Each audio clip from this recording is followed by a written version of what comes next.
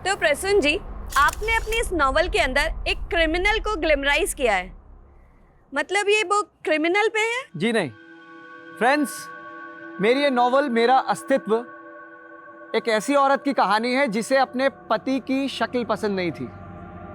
उसने अपने पति के सर को काट के फेंक दिया और उसके जैसे ही दिखने वाले एक और आदमी की तलाश की। The myth of 7 doppelgangers exist in the universe, जिसका मतलब है एक ही शक्ल के 7 लोग इस धरती पे होते हैं। Interesting plot. एक पर्सनल सवाल, क्या आपकी बीवी को आपकी शक्ल पसंद है? वेल फ्रेंड्स, मेरी बीवी तो एक जर्नलिस्ट है। अब उसे मेरी शक्ल पसंद है या नहीं, आई डोंट नो, लेकिन हाँ, वो इस समाज का चेहरा जरूर बदलना चाहती है। सुमन, तुम तो अपने पति की तरह फ्रिक्शन लिखने लगी। वो इतना मेरे से पसंद। सर, लगता है आपने मेरे पति की किताबें नहीं पढ़ी। उनका कंटेंट हमेशा रियल लाइफ से इंस्पायर्ड होता है। और सर, रही बात मेरी, तो मैं भी हमेशा सच ही लिखती हूँ। You mean Gonda murder case में एक भैंस को बांधने वाली रस्सी का गायब करना क्रिमिनल का षड्यंत्र है? यस सर, उसी भैंस की रस्सी से उस विक्टिम के हाथ पैर बांधे गए थे जिसकी लाश मिली है। और सर, मेरे पास प्रूफ है उसके लिए। ये देखिए, ये देखिए सर।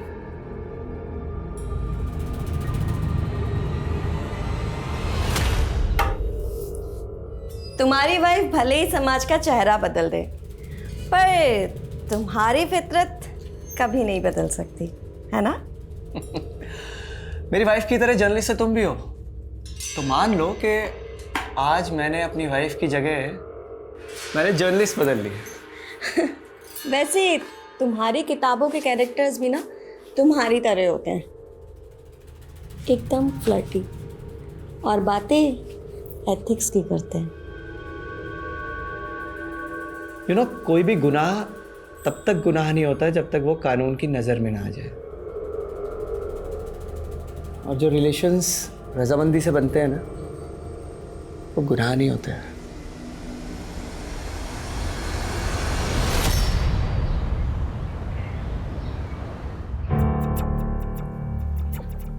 आदित्य, कब से खेल रहे हो यार? फोन दो मेरा। नो। अरे दो ना, मुझे घर निकलना है। फोन दो मेरा। आदित्य, आदित्य, गोविंद का फोन दो। फोन दो गोविंद का। मम्मा। ये लो। थैंक्स। चलो अंदर, चलो चलो अंदर। सारा दिन मोबाइल पर लगे रहते हो। ये देख, आलिया को हर वक्त पढ़ाई में ध्यान रखती है। चल अब अपनी बुक्स उठा। अरे छोड़ो ना मम्मी, मुझे ना पापा जैसे राइटर बनना है ना आपके जैसे जर्नलिस्ट। तो मुझे पढ़ने की क्या जरूरत? I want to become a gamer.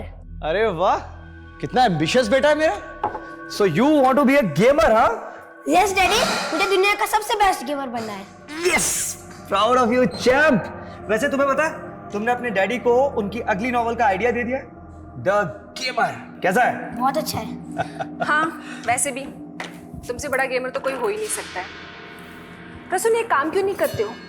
तुम अगला नोवेल खुद पे लिख डालो, देखना बहुत चलेगी। वो तो चलेगी, लेकिन फिलहाल इस प्रसून को अपनी अगली नॉवल की लॉन्च पे कंसंट्रेट करना है, फिर से बाहर जाना है। प्रसून, तुम्हें पता ना कि तुम पूरे 3 दिन बाद लौटे हो? अगले 3 दिन और गायब रहना है, सिर्फ शक्ल दिखानी है। प्रसून, क्या देख रहे हो? बुक्स लेकर आओ, अपनी पढ़ाई करो। गेमर बाद में बनना।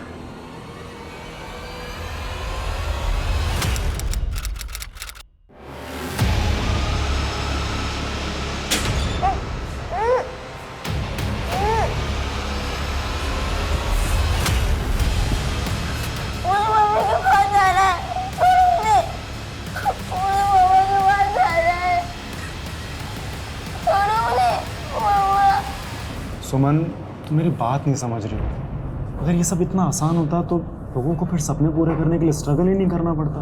रुद्र, जर्नलिज्म में मैंने पूरी अपनी जिंदगी दी है, और अगर मैं वो ना लिख सकी जो मैं लिखना चाहती हूँ तो क्या फायदा? रुद्र, जरा सोचो, हमारा खुद का न्यूज़ वेब पोर्टल होगा तो? होगा तब जब फाइनेंसर राजी होंगे। वैसे मैं क्या कहता हूँ सुमन, तुम्हारे पति के पास भी इतना पैसा। रुद्र, मैं अपने पति से कोई एहसान नहीं लेना चाहती, ओके? अरे 1 मिनट।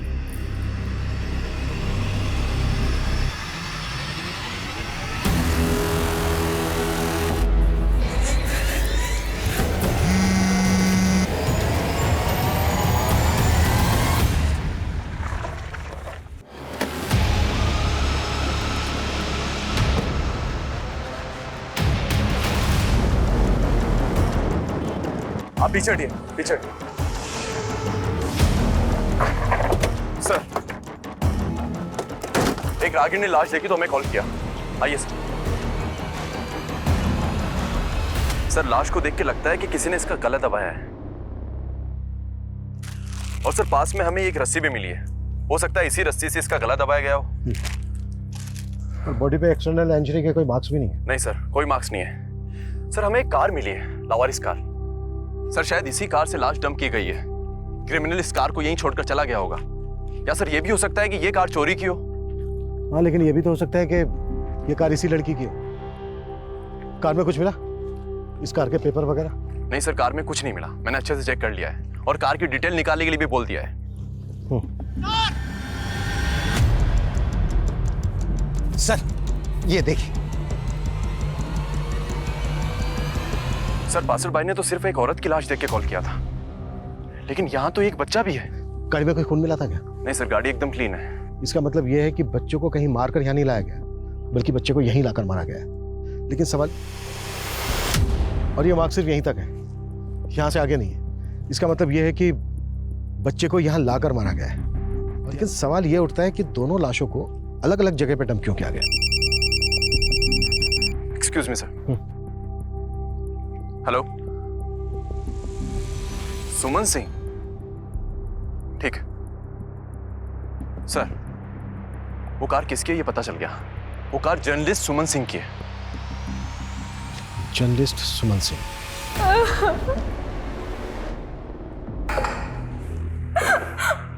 बेटा हिम्मत रखो, हिम्मत रखो बेटा। अच्छा, तुम्हारी मौसी के पति, तुम्हारे मौसा जी, वो कहाँ है? सर, वो तो आउट ऑफ स्टेशन है। तुम्हारी मौसी सुमन और तुम्हारा कजन आदित्य, ये गए कहाँ थे कल? सर, जब कल मौसी इवनिंग में आई तो वो बहुत पैनिक कर रही थी।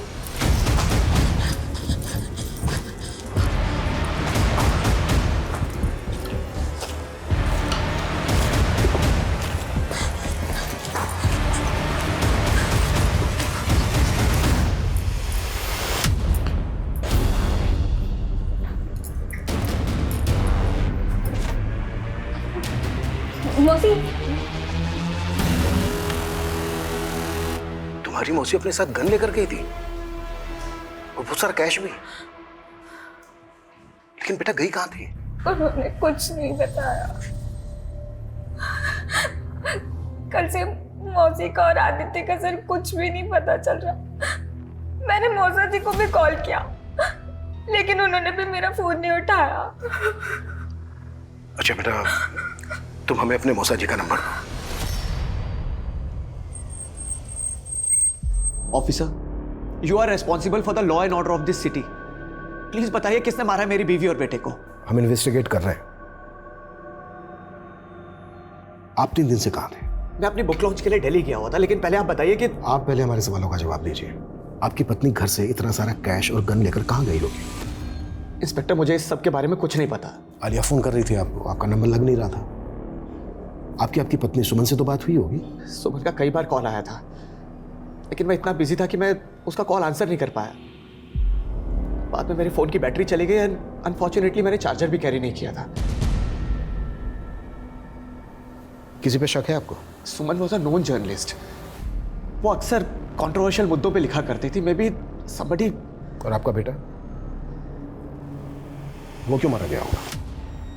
ये आपको इन्वेस्टिगेट करना है ऑफिसर, और उल्टा आप मुझे से सवाल करे जा रहे हैं। देखिए, इन्वेस्टिगेट तो हम कर ही रहे हैं, वो हमारा काम है। फिलहाल आप जाइए, पोस्टमार्टम के बाद बॉडीज आपको सौंप देंगे।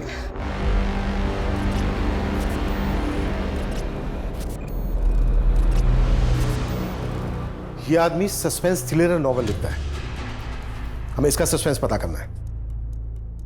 फोन की बैटरी चले जाना, चार्जर कैरी ना करना, कहीं इसकी कोकडअप स्टोरी तो नहीं है? पता करो इसकी बीवी के साथ रिश्ता कैसा था। सर। हेलो, जर्नलिस्ट सुमन के मर्डर की वजह जानना चाहते हो? आप कौन? उसका लैपटॉप चेक करो, वजह ही वजह छिपी है।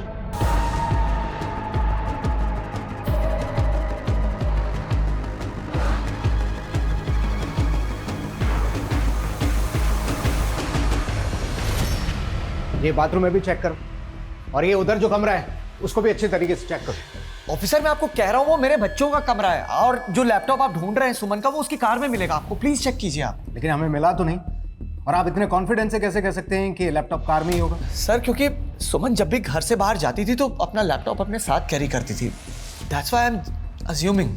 अच्छा, सुमन के ईमेल का पासवर्ड तो होगा आपके पास में? No sir. घर से क्या क्या सामान चोरी हुआ वो चेक किया आपने? करीब 5 लाख रुपए मिसिंग है। और हाँ ऑफिसर, वो गन जो सुमन अपने साथ लेकर गई थी उस गन के बुलेट्स अभी तक हमें अलॉट नहीं हुए हैं। लेकिन सुमन खाली गन ले जाकर क्या करेंगे?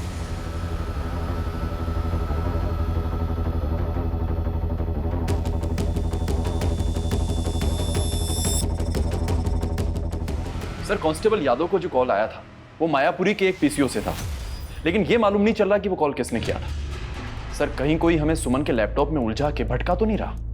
अगर ऐसा है भी तो जाहिर सी बात है क्रिमिनल नहीं किया होगा या किसी से करवाया होगा। इसलिए हमारे लिए जानना बेहद जरूरी है कि पीसीओ से कॉल किसने किया था। पीसीओ के आसपास इंक्वायरी करो, चेक करो कि वहां पे कोई सीसीटीवी है क्या, और हमें सुमन के ईमेल का एक्सेस भी लेना होगा। आजकल बहुत सारे लोग अपना डेटा क्लाउड में स्टोर करके रखते हैं। साइबर टीम की मदद लो, और सुमन जिस न्यूज़पेपर के लिए लिखती थी उसके एडिटर से भी मिलना होगा। अपनी एक टीम को भेजो।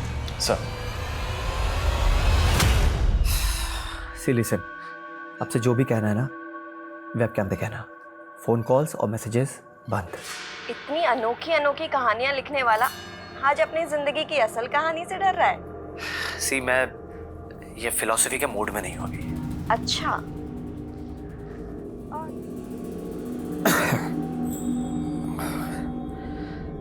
सी वर्तिका, अच्छा अगर मैं तुम्हें कहूँ कि मैंने तुम्हें एक्चुअल में रिकॉर्ड कर लिया तो?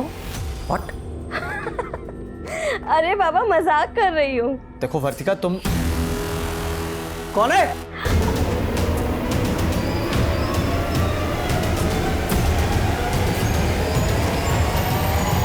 कौन है वहां? क्या हुआ मौसा जी?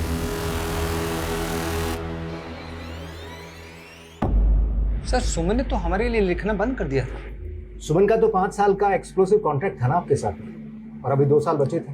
हाँ वो तो ठीक है सर, लेकिन उसने कॉन्ट्रैक्ट खत्म करने के लिए कहा था, और वैसे भी वो खुद का न्यूज़ पोर्टल बनाने वाली थी। अच्छा, क्या लगता है आपको सुमन और उसके बेटे? सर मुझे पता लगा कि आपको क्राइम सीन पर एक रस्सी मिली जिससे सुमन का गला दबाया गया। सर दरअसल सुमन मोना मर्डर केस की स्टडी कर रही थी, जहां एक भैंस को बांधने वाली रस्सी से विक्टिम को बांधा गया और बाद में उसको मर्डर कर दिया गया।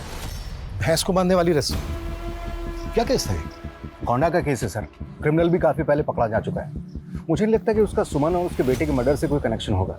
मैंने अपने करियर में कई केसेस ऐसे देखे हैं कि जिन मुद्दों को हम लाइटली लेके छोड़ देते हैं, बाद में केस का असल मुद्दा वही निकलता है। ये गोंडा केस की फाइल मेरे कैबिनेट में भिजवाओ। और आदित्य का पता चला उस दिन कहाँ था वो? सर हमने उसके स्कूल से लेकर घर तक काफी पूछताछ की, लेकिन पता ही नहीं चल रहा है कि वो और उसकी माँ उस दिन गए कहाँ। सर सुमन का क्लाउड ओपन हो चुका है, उसमें कई सारे इन्वेस्टिगेटिव फोल्डर्स भी हैं। ग्रेट।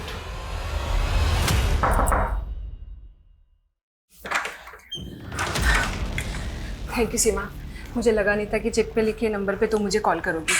सीमा को याद है। दीदी आप डरो मत, ये रघु है यहाँ का गार्ड, हमारे साथ ही है। अंदर चलिए। दीदी मैंने इन्हीं के फ़ोन से फ़ोन किया था, ये बहुत अच्छे हैं। सीमा, मैंने सुना है कि इस ऑर्फनेज की बच्चियों के साथ ज्यादती होती है। ज्यादती तो बहुत छोटा शब्द है। यहाँ का मैनेजर हम लड़कियों को बड़े बड़े पार्टीज में बेचता है, और वहाँ हमारे साथ। सीमा डरो मत, मैं तुम सबको इंसाफ दिलाऊंगी। ओके रघु, तुम उस मैनेजर के खिलाफ बयान दोगे? मैडम वो मरवा देगा, लेकिन मैं सीमा की मदद भी करना चाहता हूँ क्योंकि मैं इसे प्यार करता हूँ। बाकी क्लिप्स में तो ऑर्फनेज से जुड़ा हुआ कुछ नहीं मिल रहा। ऑर्फनेज की वो लास्ट क्लिप थी, और वो क्लिप थी 12 तारीख की। सुमन का मर्डर हुआ 16 तारीख को, और अभी हाल ही में ऐसी कोई न्यूज़ ब्रेक नहीं हुई है। इसका मतलब यह है कि सुमन इस न्यूज़ को ब्रेक करने वाली थी और उससे पहले उसका मर्डर हो गया।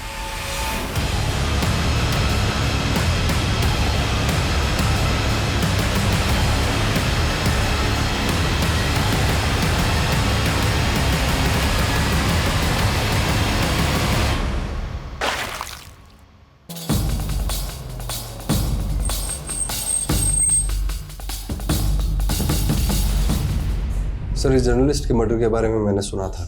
ये लेडी हमारे एनजीओ के बारे में कुछ आर्टिकल लिखना चाहती थी कि हम लोग किस तरीके से यहाँ पर बच्चों की सेवा करते हैं। आपके एनजीओ में एक शगु नाम का गार्ड था, हमें पता चला है कि वो सुमन के टच में था। सर, वो तो अचानक नौकरी छोड़कर भाग गया। हमें शक है कि रघु सुमन और उसके बेटे आदित्य के मर्डर में इन्वॉल्व है। उसकी सारी डिटेल दीजिए।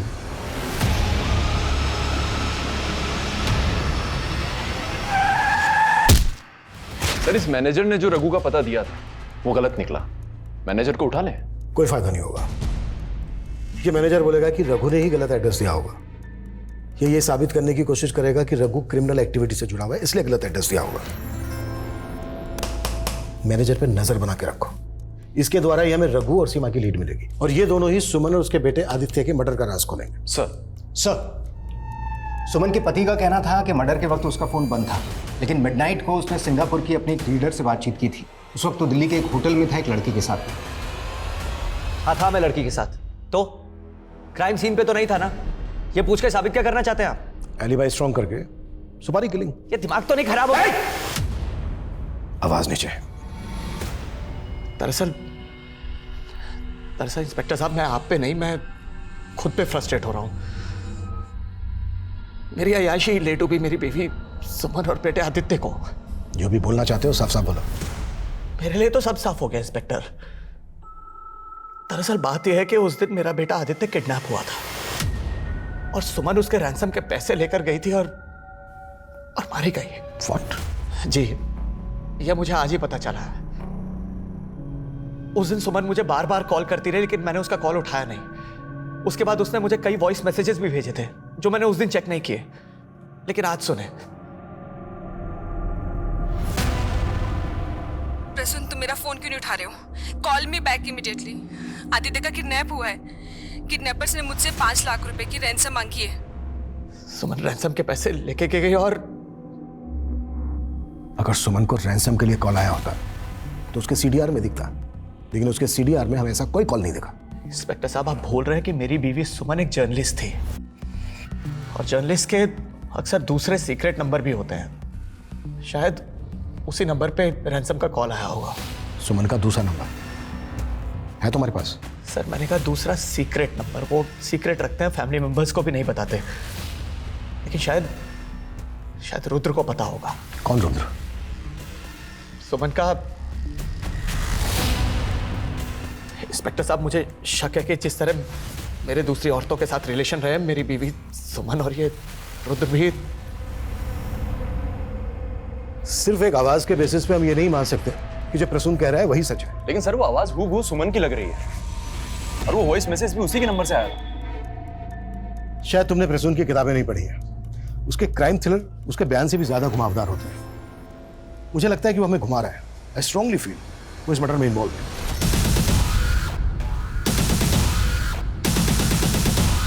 सर, सुमन कोई दूसरा नंबर यूज नहीं करती थी। उसका पति झूठ बोल रहा है। वो तो ये भी कह रहा है कि तेरा रिश्ता था उसकी पत्नी सुमन के साथ। सर, कैसी बातें कर रहे हैं सर? मेरा और सुमन का कोई रिश्ता नहीं था। सर, मैंने आपको फोन किया और आप मुझ पे शक कर रहे हैं। वो पीसीओ से कॉल तूने किया था? जर्नलिस्ट सुमन के मर्डर की वजह जानना चाहते हो? लेकिन सुमन का लैपटॉप तो हमें मिला नहीं और तूने कॉल करके कहा था कि उसकी मौत का कारण उसके लैपटॉप में मिलेगा। सर, एक्चुअली सुमन एक ऑर्फनेज को इन्वेस्टिगेट कर रही थी। लैपटॉप में उसी की क्लिप थी। मैं और सुमन मिलके एक न्यूज़ पोर्टल लॉन्च करने वाले थे और वो ऑर्फनेज की न्यूज़ ही हमारी पहली पब्लिश न्यूज़ होती।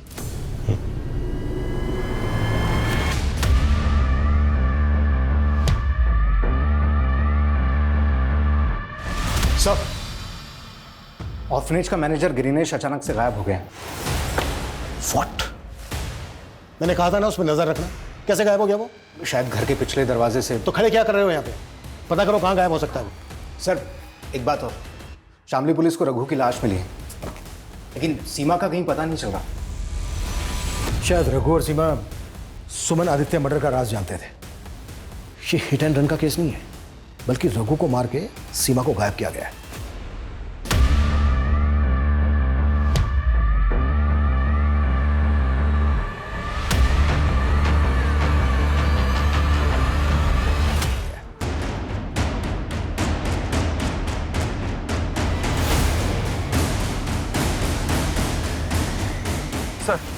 हमें यहाँ एक सरकटी लाश मिली है। आइए सर।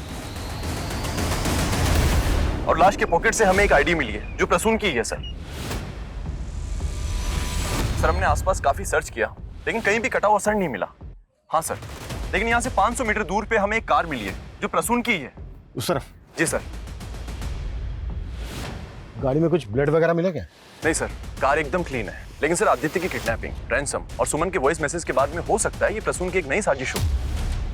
अपने आप को मर्डर चार्जेस से बचाने के लिए किसी की लाश को डूब करके भाग गया होगा। एक फेमस बुक ऑथर अपने आप को इस तरह से गायब करे, इस पे यकीन करना थोड़ा सा मुश्किल है। पर कभी कभी गुनाहों की दुनिया किताबों की दुनिया जैसी काल्पनिक लगती है। क्या ये भी इसी तरह का अपराध है? सर हम लाश का डीएनए आदित्य के डीएनए से मैच करते हैं। रिपोर्ट आने में बहुत टाइम लगेगा। तब तक तुम ये पता करो कि प्रसून का कोई जानने वाला गायब है क्या, जिसकी कद काठी उस सरकटी लाश से मैच करती है। Okay sir. सर आप मुझे बेकार में परेशान कर रहे हैं। अगर ये सब प्रसून ने किया है तो मैं इसमें इन्वॉल्व नहीं हूँ। सुमन और आदित्य की हत्या के वक्त तुम प्रसून के साथ थी, वो भी एक होटल रूम में। आफ्टर ड्यूटी आप क्या करते हैं, इट्स योर प्राइवेट लाइफ, और सबकी प्राइवेट लाइफ किसी क्राइम से नहीं जुड़ी हो सकती। आप जा सकते हैं। सर, इस ऑर्फनेज की लड़कियों की लिस्ट देखिए, इसमें एक नाम आलिया का भी है। आलिया? कौन, वो सुमन की भतीजी? Yes sir. लेकिन उसका नाम इस लिस्ट में कैसे हो सकता है? मेरी पेरेंट्स की मौत के बाद मैं अपने चाचा चाची के साथ रहने लगी थी, लेकिन मेरे चाचा वो मुझे रोज मैंने मेरी चाची को कभी ये बात नहीं बताई, लेकिन उनको ये बात पता चल गई और उन्होंने मुझे ऑर्फनेज में भेज दिया। ये ऑर्फनेज वाले तुम्हें पार्टीज में भी भेजते थे क्या? तुम मेरा मतलब समझ रही हो ना मैं क्या पूछा? नहीं, मैं वहाँ 1 महीना रही थी, लेकिन मेरे साथ ऐसा कभी नहीं हुआ। लेकिन सीमा बताती है कि उसके साथ ये सब होता रहता था। और जब मैं मौसी के साथ यहाँ घर आई तब मैं उन्हें ये बता नहीं पाई, और जब मैंने एक दिन उनको ये बताया तो वो वहां पर इन्वेस्टिगेट करने लगे। अच्छा बेटा, तुम्हारी मौसी ने तुम्हारे चाचा के खिलाफ कोई एक्शन क्यों नहीं लिया? चाचा को सजा दिलवाना चाहती थी, लेकिन उससे पहले ही तुम्हें कुछ आइडिया इस वक्त सीमा कहाँ पर होगी? वो कहती थी कि वो भोपाल की रहने वाली है, और उसी ने मुझे बताया था कि उसका असली नाम नाजिया है। प्रसून का सोशल मीडिया पर एक चैनल है, उस पर एक वीडियो अपलोड हुआ है प्रसून का सरकटी लाश मिलने के अगले दिन। दोस्तों, आप लोग मेरी नई नॉवल मेरा अस्तित्व को लेके काफी एक्साइटेड हैं, लेकिन मैं आपको कुछ बताना चाहता हूं। मैंने इसके सीक्वल पर भी काम करना शुरू कर दिया है, जिसका टाइटल होगा द गेमर। अगर ये प्रसून का षड्यंत्र है तो वो अपना वीडियो खुद अपलोड नहीं करता, या तो फिर ये वीडियो पहले से अपलोडेड था जिसको एक पर्टिकुलर डेट पे रिलीज करने की सेटिंग की गई होगी, या फिर ये वीडियो किसी और ने अपलोड किया है प्रसून के चैनल पर। सर मैं पता करता हूँ, लेकिन सर एक और बात है। एक विदेशी फिल्म है जिसका प्लॉट बिल्कुल इस केस की तरह है। उसमें भी एक आदमी अपने बीवी बच्चे को मारकर एक सरकटी लाश के पास अपनी पहचान के कुछ सबूत छोड़ जाता है। अगर प्रसून उस फिल्म से इंस्पायर्ड है तो हमें यह भी पता करना होगा उस सरकटी लाश किसकी थी। सर मैंने चेक किया है, लेकिन उसके बैकग्राउंड में कोई भी ऐसा नहीं है जो गायब हुआ हो।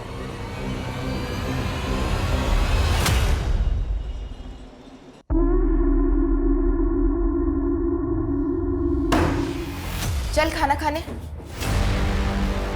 क्या हुआ, तू चौंक क्यों गया? नहीं कुछ नहीं। तो चल जल्दी खाना खाने आ जा। मम्मी कुछ पैसे चाहिए थे। आज सुबह तो 500 रुपए दिए थे, इतनी जल्दी खत्म हो गए? चल अभी खाना खाने आ जा। सर मैंने कभी आलिया का रेप नहीं किया। वो तो सर उसका पालन पोषण भारी पड़ रहा था, इसलिए हमने उसे अनाथ आश्रम में छोड़ा। आप चाहे तो आलिया की चाची से पूछ लीजिए साहब। वो तो तुझे बचाएगी और तू बचेगा नहीं। तेरी करतूत बाहर ना जाए इसलिए तूने सुमन को मार डाला। नहीं साहब, हमने किसी को नहीं मारा। और साहब वो तो प्रसून और सुमन भी महान नहीं थे साहब। वो प्रसून का सुमन की बहन के साथ चक्कर था, और आलिया प्रसून की बेटी है। इसी वजह से मेरे बड़े भाई ने सुसाइड किया और फिर आलिया की माँ भी चल बसी। घुमा रहा है? मैं झूठ नहीं बोल रहा साहब। ये तो प्रसून के पुराने कांड थे। उसने कई महिलाओं की जिंदगी बर्बाद की है साहब, और शायद उन्हीं में से किसी ने उसके परिवार के साथ ऐसा किया हो। गगन, तू मेरे कमरे चोरी? तू चोरी कर रहा है? हाँ? ड्रग्स? तो तुझे ड्रग्स लेने के लिए 2 लाख रुपए चाहिए थे? हाँ? माँ मुझे लेके जाने दे। अरे ऐसे कैसे ले जाने? तू पेड़ पे उठते क्या पैसे? माँ जाने दे। माँ गगन! भोपाल पुलिस ने सीमा का फोटो आइडेंटिफाई किया है। उनका कहना है कि ये कोई और नहीं, नाजिया है। और नाजिया के अब्बू नाजिया की अम्मी को मारकर खुद फांसी चढ़ गए थे। उसके बाद नाजिया की कस्टडी उसके मामू अफजल के पास आ गई थी। अफजल? यस सर, और इस अफजल का फोटो भी मिला है। ये अफजल कोई और नहीं, ऑर्फनेज का मैनेजर ग्रीनेश ही है।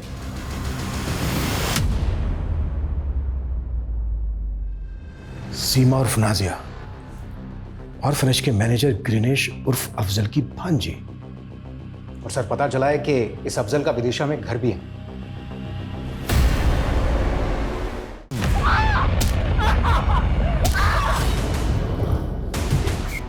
आइए सर,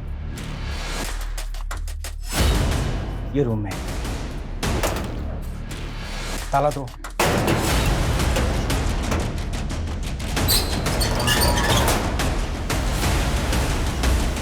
पूरे घर को अच्छी तरीके से चेक करो।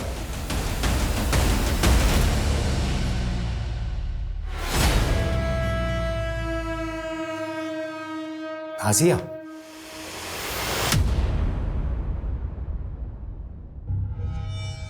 मामू मुझे वहां बंद करके गए थे। मुझे नहीं मालूम वो कहाँ है। और तुम्हें ये तो मालूम होगा, तुम्हारा मामू अफजल ऑर्फनेज में ग्रीनिश बन के रह रहा था, और तुम सीमा। चल क्या रहा था ये? मैं अपने ही मामू की कठपुतली बन के रह गई थी। वो मुझे उस अनाथ आश्रम लेके गए और बाकी लड़कियों के साथ मुझसे भी धंधा। रघु को मुझसे हमदर्दी थी, वो मुझे बचाना चाहता था। जर्नलिस्ट सुमन भी तुम्हें बचाना चाहती थी, और तुम्हारे साथ साथ बाकी लड़कियों को भी, पर मारी गई वो। सर मैं सच कह रही हूँ, मुझे इस बारे में कुछ नहीं पता। पर उस रात जब वो वहां आई थी तब। दरवाजा खोल! खोल दरवाजा, नहीं तो खोल! दरवाजा खोल! हाँ? किससे बात कर रही थी तू? किसी से नहीं। अब तू क्या कर रहा है? बाहर निकल!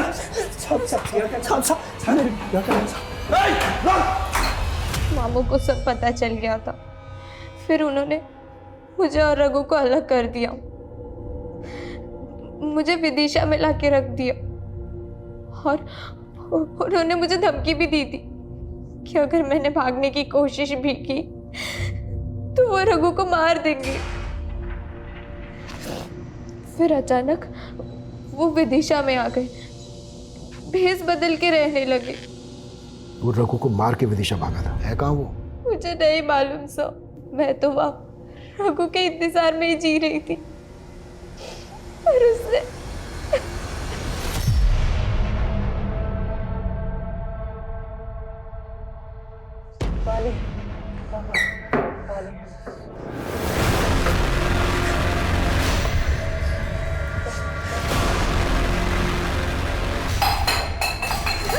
पानी वानी कुछ नहीं मिलेगा इससे। तड़पने दो और तड़पने दो। ग्रीनेश की क्या अपडेट है? सर हम पता कर। सर जल्द से जल्द पता करो, ज्यादा टाइम नहीं है हमारे पास। सर बिहार पुलिस ने हमसे कांटेक्ट किया है। 5 साल पहले दरभंगा में ठीक इसी तरह का क्राइम हुआ था जो उस विदेशी फिल्म से इंस्पायर्ड था। एक आदमी अपनी बीवी बच्चे को मारकर एक सरकटी लाश वहां छोड़कर भाग जाता है। बाद में पता चला कि उसका डीएनए ही अलग है। सर वो क्रिमिनल अभी तक फरार है। लेकिन बिहार पुलिस ने हमसे कांटेक्ट क्यों किया? सर दरभंगा में जिस आदमी ने क्राइम किया था उसका नाम राकेश है। उसका भाई वहीं रहता है आज भी। उसके भाई को लगातार मेरठ से कॉल आ रहे थे पिछले कई महीनों से।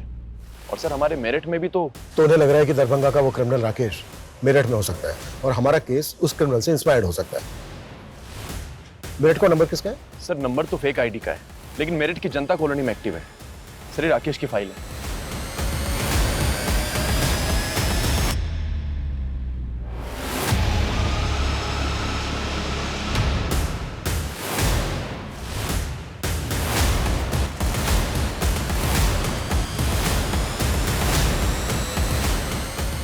सुनिए, ये इनको कहीं देखा है, पहचानते हैं? ये तो रोहित भाई है, अभी अभी सिगरेट लेके गया। किधर गया? इधर गया। अनिल,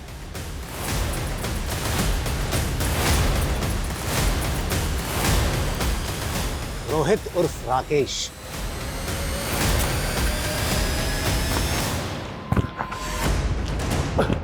5 साल से दरभंगा पुलिस को चकमा दे रहा था और अब यहाँ के प्रसून और उसकी फैमिली को। सर मैं प्रसून और उसकी फैमिली को जानता तक नहीं सर, लेकिन मैं अपनी बीवी की चिक चिक से बहुत तंग था सर। एक दिन गुस्से में उसका खून कर बैठा और मजबूरी में मुझे अपने बेटे को भी मारना पड़ा। फिर मैंने उन दोनों की लाश फेंक दी। दरभंगा पुलिस को जब लाश मिली तो सर वो मुझ पे ही शक करने लगे।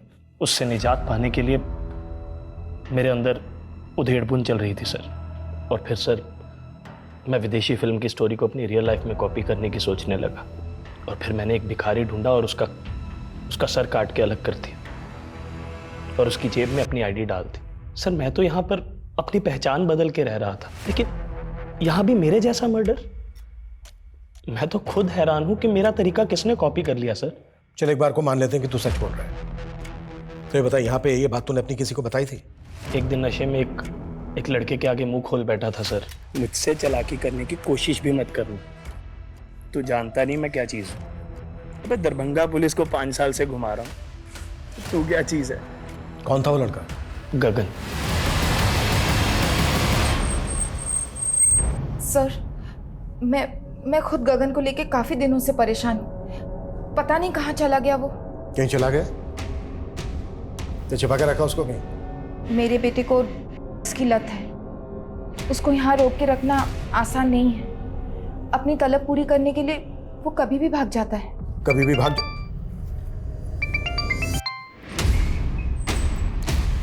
हाँ मनीष बोलो। सर रोहित उर्फ राकेश के मोबाइल में गगन और एक बच्चे का वीडियो मिला है। वीडियो? जी सर। सर एक और बात है, 3 दिन पहले साहिबाबाद पुलिस को गगन की लाश मिली थी। जब उसकी पहचान पता करने के लिए उसका फोटो हमारे थाने में आया तो मैंने उसे नोटिस किया।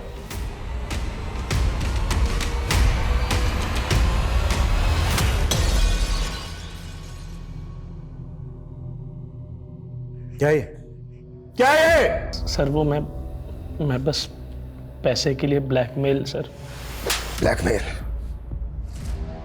तूने इस बच्चे गगन को मार डाला, अब बोल रहा है कि इसने तेरा तरीका अपनाया? नहीं सर, मैंने उसका मर्डर नहीं किया सर, मैंने सिर्फ ये वीडियो बनाया था। इस वीडियो में जो दूसरा लड़का है वो कौन है?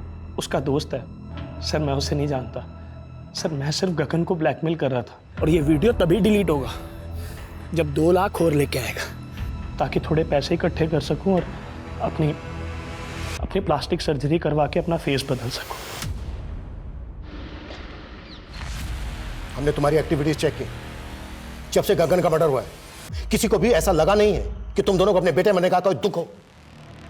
गगन की लाश मिलने से पहले से तुम्हारे घर से चीखने चिल्लाने की आवाजें आ रही थी और ये तुम साहिबाबाद के एक सीसीटीवी में कैप्चर हुए जहां से गगन की लाश मिली। हमने ही गगन को मारा और कुछ नहीं किया। लेता था तो इसका मतलब यह है कि तुम उसका लेता था तो क्या? अपनी मां का रे। रुक जा गगन, गगन रुक। कहाँ ले जा रहे? छोड़ दे इसको, छोड़ दे। गगन, गगन छोड़ दे गगन, गगन। उसके बाद हमने उसे कमरे में बांध दी, सोचा उसकी आदत छूट जाएगी, लेकिन वो तो और भी ज्यादा खतरनाक हो गया। ले खाना खा ले।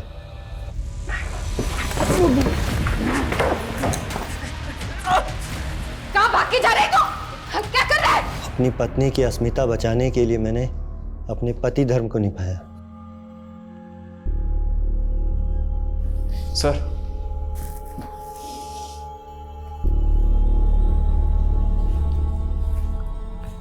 हाँ मनीष। सर वीडियो में दिख रहे उस दूसरे बच्चे का मालूम चल गया है, वो गगन के स्कूल में पढ़ता था।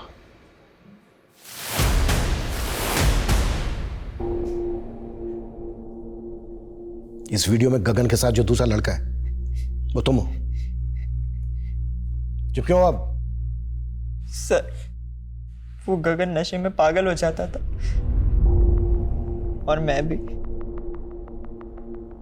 सर फिर गगन ने मुझे बताया वो आदमी ब्लैकमेल कर रहा था, उसे पैसे नहीं देते तो वो वीडियो अपलोड कर देता सर।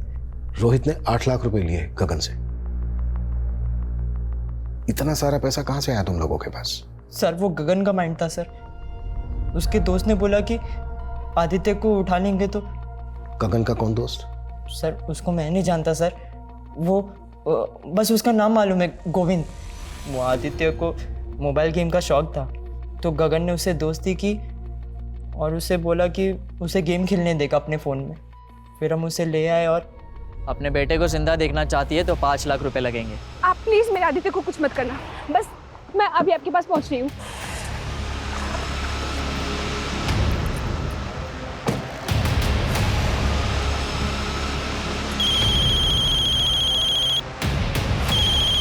हेलो, हाँ मैं यहाँ पहुंच गई हूँ। तुम कहाँ हो?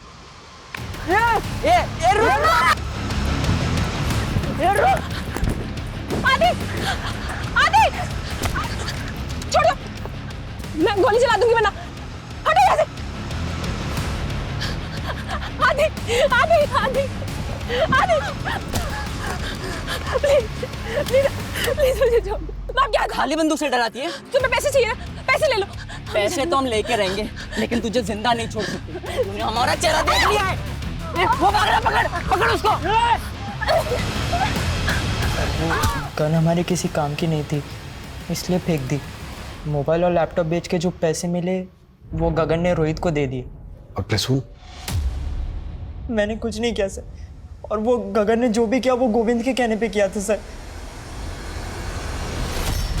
तुमने सब पैक कर लिया ना? हाँ कर लिया है। कुछ रहा तो नहीं? नहीं नहीं, चलो चलो।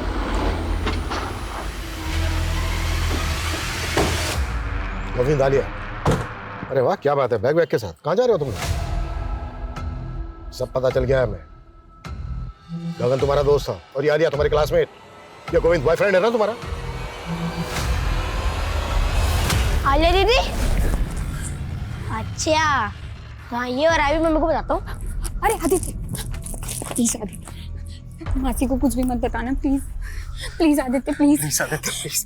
प्लीज कुछ भी मत बताना। ठीक है, एक शर्त पे नहीं बताऊंगा। हाँ। अपना मोबाइल देना पड़ेगा मुझे गेम खेलने के लिए। लेना। ठीक है, नहीं बताऊंगा। तो उसको किडनैप करवा दिया? नहीं नहीं सर, मैंने तो सिर्फ गगन को ये बोला था कि 2-4 लगाकर उसको धमका देना, लेकिन उसने आदित्य को किडनैप कर लिया। झूठ मत बोल।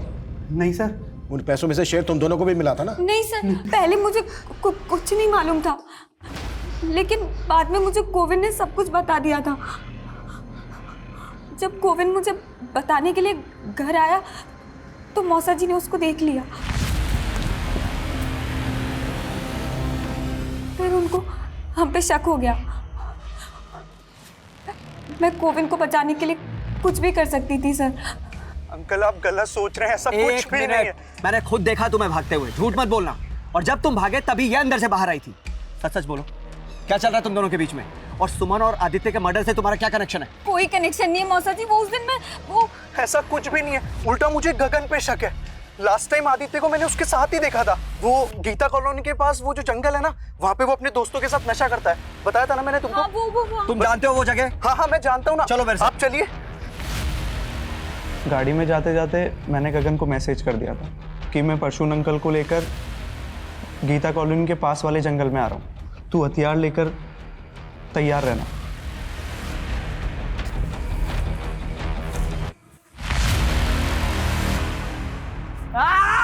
ओए, क्या कर रहा है तू? तुम लोग ये ठीक नहीं कर रहे हो, पागल हो गए क्या?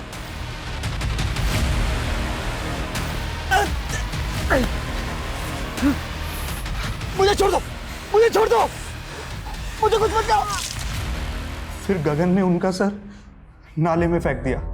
तुमसे एक छोटी सी बात बर्दाश्त नहीं हुई कि वो बच्चा तुम्हारा फोन इस्तेमाल करता था और तुम्हारी मौसी तुम्हें ऑर्फनेज से लेकर आई, बेटी की तरह पाल रही थी तुम्हें, मां का प्यार दे रही थी। उसका परिवार खत्म करते वक्त तुमने एक बार भी नहीं सोचा